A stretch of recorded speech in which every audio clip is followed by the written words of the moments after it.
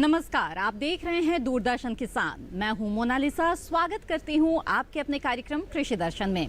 इस कार्यक्रम में हम आपके लिए कृषि जगत से जुड़ी हुई महत्वपूर्ण जानकारियां 3 सेगमेंट के माध्यम से लेकर आते हैं। विज्ञान और किसान, कृषि स्टार्टअप और फार्मिंग इंडिया।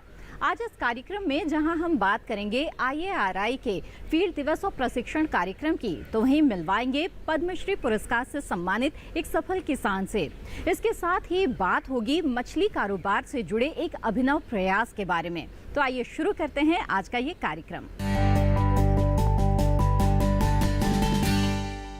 आइए कार्यक्रम कृषि दर्शन की शुरुआत करते हैं अपने पहले सेगमेंट विज्ञान और किसान से। IARI ने खुर्जा बुलंदशहर में निजामपुर क्लस्टर में धान में उन्नत फसल प्रबंधन प्रौद्योगिकियों पर फील्ड दिवस और प्रशिक्षण कार्यक्रम का आयोजन किया। इसमें क्या कुछ खास रहा, आइए आपको दिखाते हैं इस रिपोर्ट में। IARI ने खुर्जा बुलंदशहर के निजामपुर क्लस्टर में धान में उन्नत फसल प्रबंधन प्रौद्योगिकियों पर फील्ड दिवस और प्रशिक्षण कार्यक्रम का आयोजन किया। भारतीय कृषि अनुसंधान परिषद, भारतीय कृषि अनुसंधान संस्थान पूसा, नई दिल्ली तकनीकी हस्तक्षेप के माध्यम से अनुसूचित जाति के किसानों के उत्थान के लिए अनुसूचित जाति उप योजना कार्यक्रम लागू कर रहा है। अनुसूचित जाति के लिए अनुसूचित जाति उप योजना विभिन्न आय सृजन योजनाओं, कौशल विकास और बुनियादी ढांचे के विकास के माध्यम से लक्षित आबादी की आय बढ़ाने और लक्षित आबादी के बीच गरीबी को कम करने और उन्हें गरीबी रेखा से ऊपर लाने के लिए शुरू की गई थी। खरीफ 2021 के दौरान 3 राज्यों के 23 जिलों में कुल 10,615 अनुसूचित जाति के किसानों को शामिल किया गया था। धान, मूंग, अरहर और सब्जियों की IARI की उन्नत किस्मों का प्रदर्शन आयोजित किया गया। उत्तर प्रदेश के बुलंदशहर जिले के खुर्जा ब्लॉक के निजामपुर गांव में 24 अगस्त 2021 को एक फील्ड डे सह प्रशिक्षण कार्यक्रम और बीज वितरण कार्यक्रम आयोजित किया गया था। कार्यक्रम के मुख्य अतिथि माननीय निदेशक भारतीय कृषि अनुसंधान परिषद IARI डॉक्टर AK सिंह थे।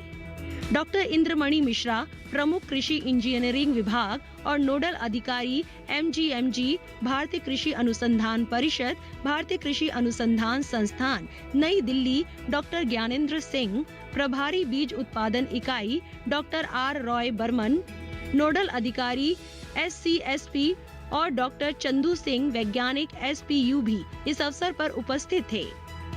अपने उद्घाटन भाषण में डॉक्टर AK सिंह उत्तर प्रदेश, हरियाणा और दिल्ली जिलों में लागू किए जा रहे हैं और SCSP कार्यक्रम के बारे में किसानों को विस्तृत जानकारी दी। यह कार्यक्रम खुर्जा में 4 ब्लॉक हम लोगों ने चुने हैं, जहां पर अनुसूचित जाति परियोजना के तहत हम किसानों को खरीफ सीजन में पूसा बासमती 1509, पूसा बासमती 1121 का बीज दिए थे।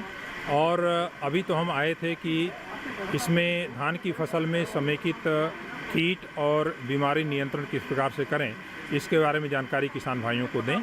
और साथ ही साथ रबी सीजन में जो फसलें आने वाली हैं उसमें सरसों और गेहूं, इनका बीज भी इस बार हम लोगों ने किसानों को उपलब्ध करवाया। तो अनुसूचित जाति उप परियोजना का मुख्य उद्देश्य जो सरकार के द्वारा चलाई जा रही है, यह है कि ज़मीनी स्तर पर किस प्रकार से जो किसान गरीबी रेखा से नीचे हैं, विशेष रूप से अनुसूचित जाति के समूह में, उनको हम तकनीकी ज्ञान दे करके, संसाधन दे करके उनका कृषि का उत्पादन हम किस प्रकार से बढ़ाएं ताकि वो संपन्न हो सके और उनकी आमदनी दोगुनी हो सके, जैसा कि माननीय प्रधानमंत्री जी का मानना है। इसी उद्देश्य को ध्यान में रखते हुए इस कार्यक्रम का आयोजन यहाँ पर किया गया था। इस योजना के तहत बेहतर तकनीकी हस्तक्षेप के माध्यम से उनकी आय बढ़ाने का लक्ष्य रखा गया है। वर्तमान खरीफ 2021 सीजन में IARI उन्नत धान की किस्मों, मूंग की किस्म और सब्जियों की किस्मों का प्रदर्शन किया गया है। उन्नत फसल प्रबंधन तकनीकों को अपनाने के लिए किसानों को बीज, उर्वरक, पौध संरक्षण, रसायन और कृषि मशीनरी जैसे महत्वपूर्ण इनपुट दिए गए। उन्होंने धान के कीटों और रोगों के समय पर और उचित प्रबंधन पर भी जोर दिया और कीटों और बीमारियों के उचित प्रबंधन के लिए उन्नत तकनीकों के बारे में बताया। उन्होंने इस बात पर भी जोर दिया कि संस्थान के वैज्ञानिक किसानों के प्रश्नों के समाधान के लिए हमेशा उपलब्ध है और पूसा समाचार को लोकप्रिय बनाया गया है।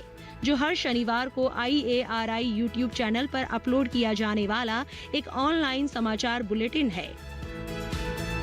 डॉक्टर इंद्रमणि मिश्रा ने ICAR के मेरा गांव मेरा गौरव कार्यक्रम के बारे में बात की और गांवों और किसानों के बीच वैज्ञानिक ज्ञान और उन्नत प्रौद्योगिकियों के प्रसार के लिए संस्थान के हस्तक्षेप पर प्रकाश डाला। 4 गांवों से 200 से ज़्यादा किसान यहाँ उपस्थित हुए। उन्होंने प्रशिक्षण लिया जो धान की खेती है उसमें प्रबंधन कैसे किया जाए, कीटनाशकों का और किस तरीके से उपयोग किया जाए, उस पर प्रशिक्षण हुआ। हमारे निदेशक महोदय यहाँ आए और उन्होंने इन बीमारियों के बारे में बताया कि कौन सी बीमारियाँ इस समय लगती हैं, उन पर कैसे ध्यान दिया जाए। इस समय ये भी कोशिश की गई कि किसान भाइयों को समग्र जानकारी प्रोवाइड की जाए और उसमें कीटनाशक उनको कैसे उपयोग किया जाए उसके लिए स्प्रेयर दिया गया। स्प्रेयर ऐसी तकनीकी है कि जितना ज़रूरत हो उतना ही कीट नियंत्रक जो है वो अप्लाई किया जाए, तो उसके लिए ये उसका प्रशिक्षण भी दिया गया और वो तकनीकी भी उपलब्ध कराई गई। डॉक्टर ज्ञानेंद्र सिंह ने गणमान्य व्यक्तियों और किसानों का स्वागत किया और किसानों की उत्पादकता और लाभप्रदता बढ़ाने में गुणवत्ता वाले बीजों के महत्व पर जोर दिया। इस अवसर पर गणमान्य व्यक्तियों द्वारा सरसों, गाजर, सब्जी कीट, कीटनाशक, नेपसिक स्प्रेयर आदि की उन्नत किस्मों के बीज भी वितरित किए गए।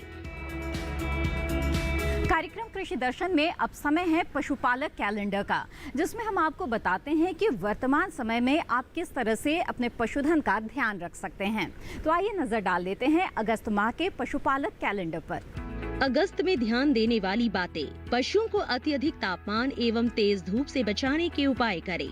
खुरपका मुंहपका यानी FMD, गला घोटू यानी HS, लंगड़ा बुखार या कृष्ण जंघा यानी BQ, इंटेरोटोक्समिया रोग के टीके यदि नहीं लगाए गए हो तो अब अवश्य लगवा दें। बरसात के मौसम में पशु घरों को साफ सुथरा एवं सूखा रखें। भेड़ बकरियों में PPR, भेड़ चेचक रोग होने की संभावना रहती है, अतः बचाव के लिए टीके निश्चित रूप से लगवा लें। पशुओं के खुरपका मुंहपका रोग से ग्रसित होने पर रोगग्रस्त पशुओं को अलग रखें एवं ग्रसित पशुओं की खानपान की व्यवस्था भी अलग से करें।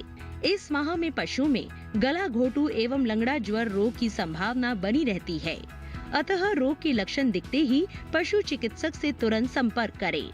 कार्यक्रम कृषि दर्शन में फिलहाल वक्त है एक छोटे से ब्रेक का। ब्रेक के बाद मिलेंगे एक सफल किसान से हमारे अगले सेगमेंट कृषि स्टार्टअप में। आप बने रहें दूरदर्शन किसान पर।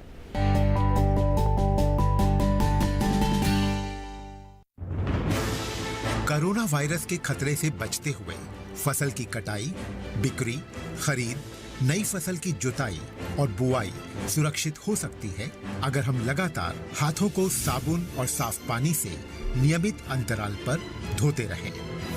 नाक, मुंह को मास्क, गमछे या कपड़े से ढक कर रखें। आंख, कान, नाक, मुंह न छुएं।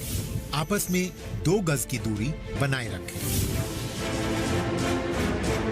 मास्क और 2 गज की दूरी के मंत्र को अभी हमें छोड़ना नहीं है।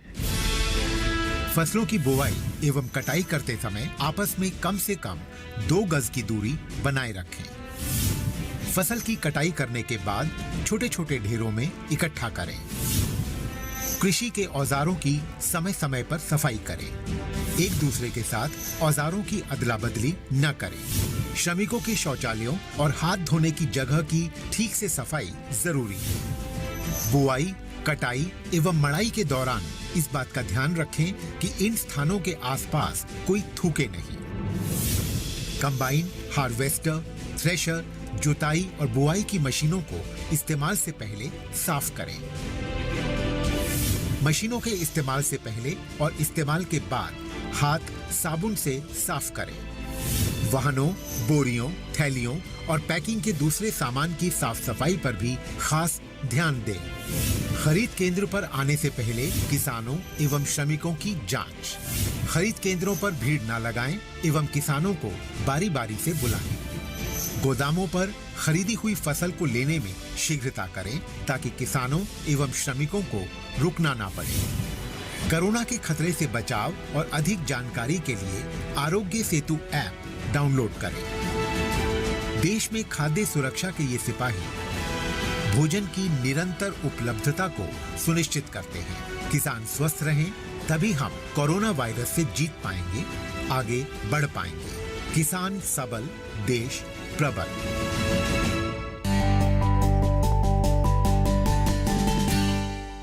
ब्रेक के बाद आप सभी का फिर से स्वागत है कार्यक्रम कृषि दर्शन में। आइए देखते हैं हमारा अगला सेगमेंट, कृषि स्टार्टअप।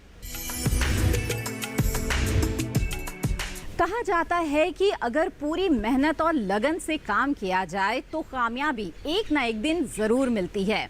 और इसका जीता जागता उदाहरण है हरियाणा के बुटाना गांव में रहने वाले किसान सुल्तान सिंह। मछली पालन की जब बात आती है तो इनका नाम सबसे ऊपर रहता है। केवल देश ही नहीं, विदेशों में भी इन्होंने इस क्षेत्र में नाम कमाया है और उनके इस योगदान के कारण भारत सरकार की तरफ से इन्हें पद्मश्री पुरस्कार से भी सम्मानित किया गया है। कहते हैं कि जब हम किसी काम को पूरी मेहनत और जज्बे के साथ करते हैं तो उसमें हमें एक न एक दिन कामयाबी जरूर मिलती है। इसका जीता जागता उदाहरण बुटाना गांव के किसान सुल्तान सिंह है। अगर बात की जाए मछली पालन की तो इस क्षेत्र में सुल्तान सिंह का नाम सबसे ऊपर है, जिन्होंने मछली पालन के क्षेत्र में देश एवं विदेशों में नाम कमाया है। यही कारण है कि भारत सरकार ने इन्हें पद्मश्री पुरस्कार से नवाजा है। बीए पास करने के बाद 56 वर्षीय सुल्तान सिंह ने करीब 36 साल पहले 500 रुपए में तालाब पट्टे पर लेकर मछली पालन शुरू किया था। पहली ही बार में 20,000 रुपए खर्च करके उन्हें 1.5 लाख रुपए की बचत हुई थी। इसके बाद उन्होंने पीछे मुड़कर नहीं देखा। मेरे फादर की ये वर्डिंग थी, कल को तू तो खड्डे खोद देगा सारी जमीन में, तेरे बच्चे क्या खाएंगे। लेकिन मैंने उनको पूरा आश्वासन दिया, भाई मैं खड्डे अगर खोद दूंगा तो मैं उसको कामयाब भी करके दिखाऊंगा। सुल्तान सिंह ने सिर्फ 500 रुपए निवेश किए और सुल्तान लखपति बन गए। कामयाबी के शिखर पर पहुंचने के लिए उन्होंने जो रास्ता अपनाया उसके लिए सरकार ने इनकी काफी सराहना की है। पद्मश्री मिलने से सुल्तान सिंह के परिवार के साथ साथ पूरे इलाके में खुशी की लहर दौड़ गई। क्षेत्र से सुल्तान सिंह पहले ऐसे व्यक्ति हैं जिन्हें ये अवार्ड मिला है। पशुपालन की शुरुआत इन्होंने 5 एकड़ से की थी, अब ये 30 एकड़ तक पहुंच चुका है।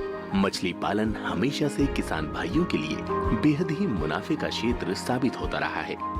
अगर किसान अपनी सूझबूझ और बाजार की मांग को देखते हुए मछली पालन करें तो आगे भी मछली व्यवसाय किसानों के लिए लाभकारी साबित हो सकता है। साथ ही साथ किसानों की आय दोगुनी करने में ये काफी हद तक मददगार साबित हो सकता है। कृषि दर्शन कार्यक्रम में वक्त हो चला है एक और छोटे से ब्रेक का। ब्रेक के बाद देखेंगे फार्मिंग इंडिया। आप बने रहें दूरदर्शन किसान पर।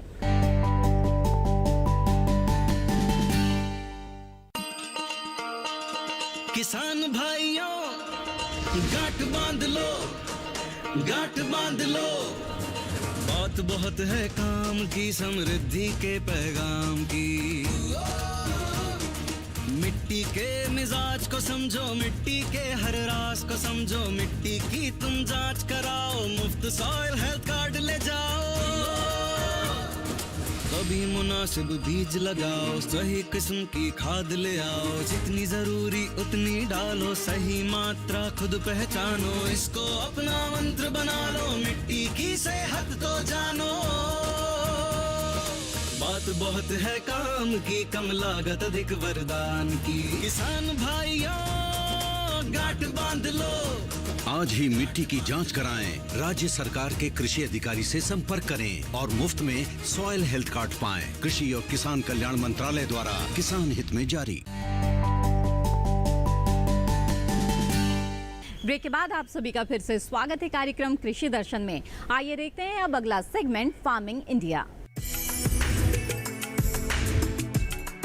स्वाद और पौष्टिकता से भरपूर मछली का योगदान सिर्फ हमारी थाली तक ही सीमित नहीं है, बल्कि भारतीय अर्थव्यवस्था के लिए भी ये बहुत ही महत्वपूर्ण है।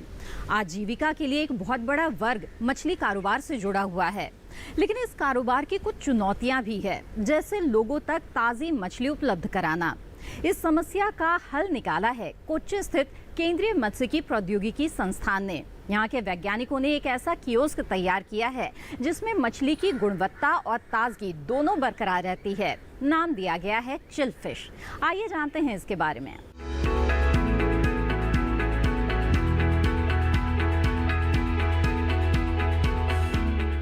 हमारे देश में मछली के शौकीनों की कमी नहीं है। खास तौर से तटवर्तीय इलाकों में तो ये मुख्य आहार में शामिल है। समुद्री या तालाब से मछली पकड़कर उपभोक्ताओं तक पहुंचाने में समय लगता है, इतना समय कि मछली की क्वालिटी पर असर पड़ जाए, बल्कि कई बार तो बासीपन भी झलकने लगता है। मछली के शौकीन बासीपन को देखते ही नाक भौं से कोड़ने लगते हैं। जाहिर है ऐसी मछली को बेचना अपने आप में मुश्किल काम है और कई बार तो मछली बासी होकर खराब भी हो जाती है, जो मछली विक्रेता के आर्थिक नुकसान का बड़ा कारण है। चिलफिश विक्रेता और खरीदार दोनों के काम का है। आसान भाषा में इसे मछलियों का फ्रिज कह सकते हैं। ये ऐसी मशीन है जो पकड़ने के बाद मछली की उम्र में 4-5 दिन का इजाफा कर देती है। इसका मतलब ये हुआ कि विक्रेता के पास अपना माल बेचने के लिए 4-5 दिन का अतिरिक्त समय होगा। चिलफिश दरअसल प्रशीतित यानी रेफ्रिजरेटेड मछली बिक्री कियोस्क है। इसे खाद्य ग्रेडेड स्टेनलेस स्टील से तैयार किया गया है। दिखने में ये डीप फ्रीजर की तरह है और इसे चलाने के लिए बिजली की जरूरत पड़ती है। 300 वॉट क्षमता वाली प्रशीतन इकाई के साथ इसे एकीकृत किया गया है। इसका मतलब हुआ कि इसके संचालन में बहुत ज्यादा ऊर्जा की जरूरत नहीं है। वैसे आप चाहें तो सोलर तंत्र से भी इसे चला सकते हैं, मर्जी आपकी। जीएसटी वगैरह सब मिलाकर महज 60,000 रुपए। मछली को ठंडा रखने के लिए इसमें 2 भाग बनाए गए हैं। एक हिस्सा ठंडे भंडारण का है और दूसरा विद्युत रोधित बर्फ का बक्सा। ठंडे भंडारण वाले हिस्से में 20 किलो मछली आ जाती है, जबकि बर्फ वाले बक्से की क्षमता 80 किलो है। इस तरह एक बार में इस कियोस्क में 100 किलो यानी 1 क्विंटल मछली समा सकती है। वैसे इसके और भी हिस्से हैं, जैसे हाथ से चलने वाली डी स्केलिंग मशीन और वॉश बेसिन के साथ मछली ड्रेसिंग डेक। इसके अलावा ठोस और तरल कचरा जमा करने का भी इंतजाम इसमें किया गया है। कियोस्क के ऊपरी भाग में पारदर्शी पॉलीकार्बोनेट की शीट लगी है। उपभोक्ता उसमें मछली को आराम से देख सकते हैं। अनुभव बताता है कि प्रति इकाई सालाना खर्च 26,26,650 रुपए है, जबकि कमाई 30,87,000।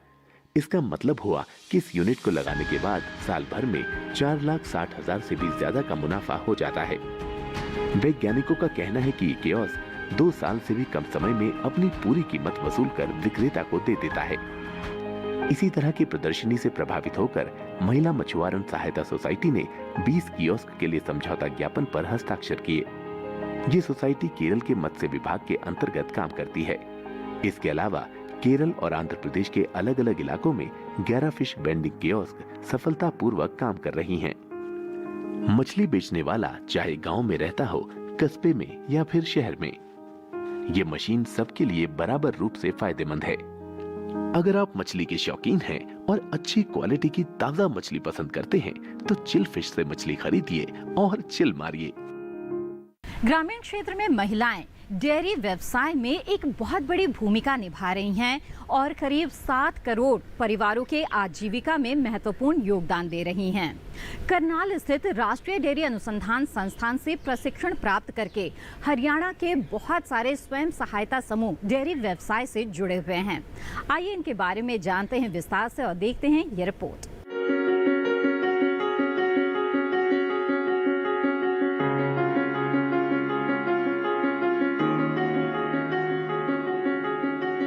राष्ट्रीय डेयरी अनुसंधान संस्थान हरियाणा के करनाल में है। ये महिलाओं को आर्थिक रूप से आत्मनिर्भर बनाने के लिए एक विशेष परियोजना चला रहा है। परियोजना का नाम है डेयरी आधारित माध्यमिक कृषि के माध्यम से ग्रामीण महिलाओं की आजीविका में सुधार। ये ऐसी परियोजना है जो डेयरी के क्षेत्र में आने के लिए ग्रामीण महिलाओं को प्रेरित करती है। हरियाणा की बहुत सी महिलाओं ने डेयरी के जरिए आय सृजित करने के लिए स्वयं सहायता समूहों का गठन किया है। राष्ट्रीय डेयरी अनुसंधान संस्थान की परियोजना का उद्देश्य ये है कि महिलाएं खाली समय का इस्तेमाल डेयरी आधारित गतिविधियों पर करें और परिवार की आमदनी में योगदान दें। इसके लिए डेयरी संस्थान महिलाओं को दूध आधारित उत्पाद बनाने का प्रशिक्षण देता है। ये संस्थान मूल्य वर्धित डेयरी उत्पादों पर अब तक करीब 50 प्रशिक्षणों का आयोजन कर चुका है, जिनमें 27 गांवों की 635 ग्रामीण महिलाओं ने हिस्सा लिया। प्रशिक्षण कार्यक्रम भारतीय राष्ट्रीय कौशल परिषद ने निर्धारित राष्ट्रीय कौशल योग्यता फ्रेमवर्क के अनुसार तैयार किया है। प्रशिक्षण के बाद स्वयं सहायता समूहों ने काम शुरू किया और अलग अलग कामों को आपस में बांट लिया। मिसाल के तौर पर 2-3 महिलाएं दूध संग्रहण के काम में लग गईं, कुछ महिलाएं उत्पाद बनाने लगी, जबकि कुछ की जिम्मेदारी पैकेजिंग की होती है। इसके अलावा कम से कम एक महिला मार्केटिंग का काम देखती है और एक हिसाब किताब रखती है। इस तरह ये महिलाएं अपने परिवार के लिए अलग से कमाई का इंतजाम कर लेती हैं और उनमें डेयरी आधारित उद्यम अपनाने की क्षमता भी विकसित हो सकती है। NDRI ने महिला सशक्तिकरण लैब में ऑन कैंपस ट्रेनिंग का भी आयोजन किया। अधिकतम महिलाओं को प्रशिक्षित करने के उद्देश्य से संस्थान ने चयनित गांवों में प्रशिक्षण कार्यक्रम आयोजित किए। करनाल, पानीपत और सोनीपत ने इस दिशा में शानदार काम किया है। अपने उद्यम के शुरुआती दौर में ही ज्यादातर समूहों ने 5,000 से लेकर 20,000 रुपए तक की अतिरिक्त आमदनी हासिल की। समूह अब अपने उत्पादों को अन्य पारिवारिक कार्यों, सरकारी मेलों, आयोजनों और विवाह के दौरान आसपास के क्षेत्रों में बेच रहे हैं। करनाल में मंगलोरा गांव है। यहाँ के एक स्वयं सहायता समूह ने तो भारतीय स्टेट बैंक से डेयरी पशुओं की खरीद के लिए 10,50,000 रुपए का ऋण लिया। ये समूह नाबार्ड और राज्य लाइन विभागों की ओर से आयोजित मेलों में भी दूध, पनीर, मट्ठा और गुलाब जामुन बेचने का काम कर रहा है। करनाल ही के 2 और समूह अपने ही गाँव में घी और खोआ बेच रहे हैं। करनाल जिले के भारतीय स्वयं सहायता समूह ने तो सर्वश्रेष्ठ स्टॉल का पुरस्कार भी जीता। संस्थान की ओर से इसी साल फरवरी में आयोजित राष्ट्रीय डेयरी मेले के दौरान भारतीय समूह ने पनीर बनाने की प्रतियोगिता में भी पहला स्थान हासिल किया। कोविड-19 के दौरान कुछ स्वयं सहायता समूहों ने स्थानीय ग्रामीणों की मांग के अनुसार दुग्ध उत्पादों के साथ फेस मास्क भी वितरित किए। ये मास्क महिलाओं ने ही तैयार किए थे।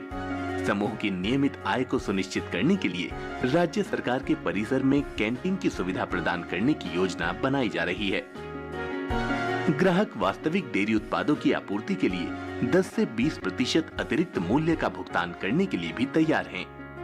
आजकल मिलावट का दौर है। स्वयं सहायता समूह के माध्यम से उपभोक्ताओं को अच्छी गुणवत्ता वाले मिलावट रहित डेयरी उत्पादों की उपलब्धता को बढ़ावा देने में भी मदद मिली है। आज के दौर के किसान सिर्फ खेती किसानी तक ही सीमित नहीं हैं, बल्कि वो टेक्नोलॉजी से भी जुड़ रहे हैं और ऐसे में सरकार ने कई तरह के मोबाइल ऐप लॉन्च किए हैं ताकि किसानों तक उनके लिए जरूरी सूचना मुहैया कराई जा सके। आइए आज बात करते हैं बफेलो पोषाहार मोबाइल ऐप के बारे में और जानते हैं इसकी खासियत।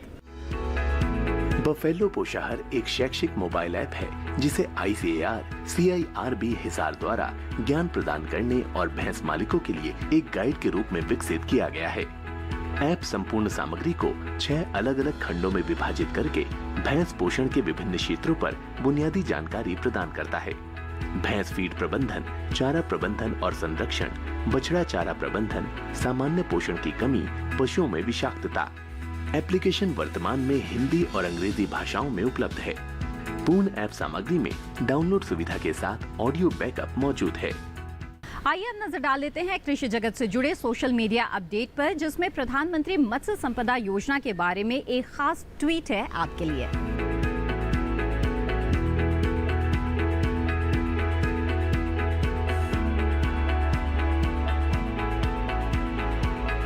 ये था आज का कृषि दर्शन कार्यक्रम। ये कार्यक्रम आप दोबारा दूरदर्शन किसान के YouTube चैनल पर भी देख सकते हैं। इसके लिए बस आपको टीवी स्क्रीन पर दिए जा रहे QR कोड को स्कैन करना है। कार्यक्रम से संबंधित अपने सुझाव आप हमें भेज सकते हैं। हमारा ईमेल आईडी है krishidarshan@gmail.com। आप हमें पत्र भी लिख सकते हैं। हमारा पता है कृषि दर्शन, कमरा नंबर 58, CPC, दूरदर्शन, खेलगांव, नई दिल्ली 110049। इसी के साथ कृषि दर्शन की आज की कड़ी में बस इतना ही। फिर हाजिर होंगे कुछ और खास जानकारियों के साथ। तब तक के लिए दीजिए इजाजत। आप बने रहें दूरदर्शन किसान पर। नमस्कार।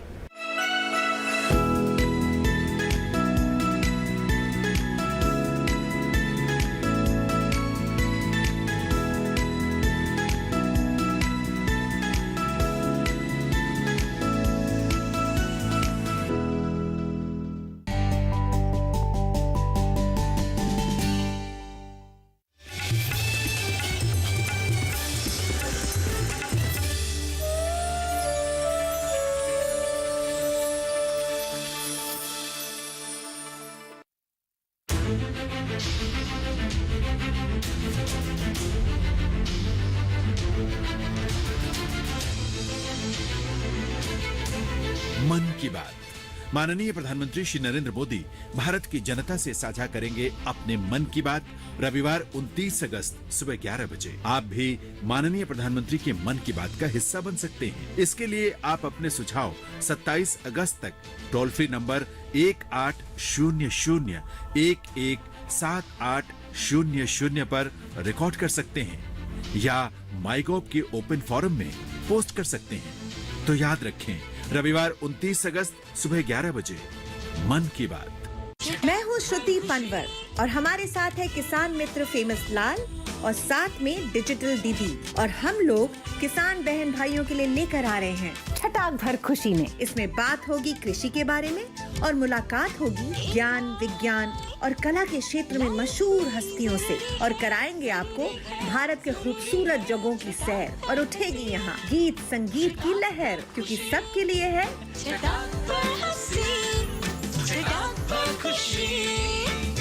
छटाक भर खुशी। देखिए हर शुक्रवार शाम 4:30 बजे से।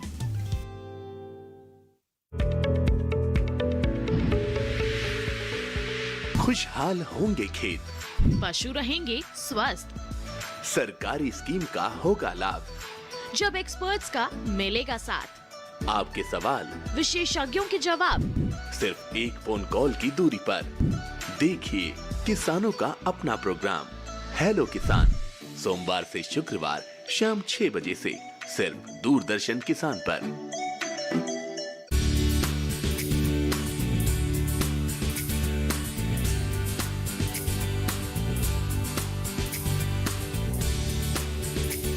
हिम्मत, मेहनत, लगन से अपने सपनों को पूरा करती, महिला स्वावलंबन और सशक्तिकरण की नई मिसाल पेश करती, स्वरोजगार से आत्मनिर्भर बनती, संघर्ष से पहुंचती मंजिल तक, बेमिसाल बेटियां आंगन से बुलंदियों तक। हर बुधवार सुबह 7:30 बजे सिर्फ डीडी किसान पर। वेलकम टू 100 करोड़ का कवि, जो दिलो दिमाग की बात कविताओं में करते हैं। मैं खाने के बाहर मिले किसी को कुछ सफ़े और कलम दवा, जरूर कोई हारा हुआ आशिक शायर बना होगा। मुझको उजलत कोई नहीं है, पर जब हमारी शादी हो चुकी है तो इस पे जोर क्यों नहीं है? आपके लिए किसी ने शेर कहा है, कितना शरीफ शख्स है पत्नी पे फिदा है, उस पे ये कमाल है कि अपनी पे फिदा है। जो बेजान शब्दों में रंग भरते हैं, बांस की बंसी खोखली सी है, क्यों प्रिय तुमको यह सहचरी है। ऐसे होंगे हमारे साहित्य के महारथी। आज भी जब भी ये पहली बारिश की पहली बूंद मेरी हथेली पर गिरती है ना, तो याद सबसे पहले तुम्हारी ही आती है। हम ढूंढ रहे हैं 100 करोड़ का कवि। देखिए हर रविवार रात 9 बजे डीडी किसान पर।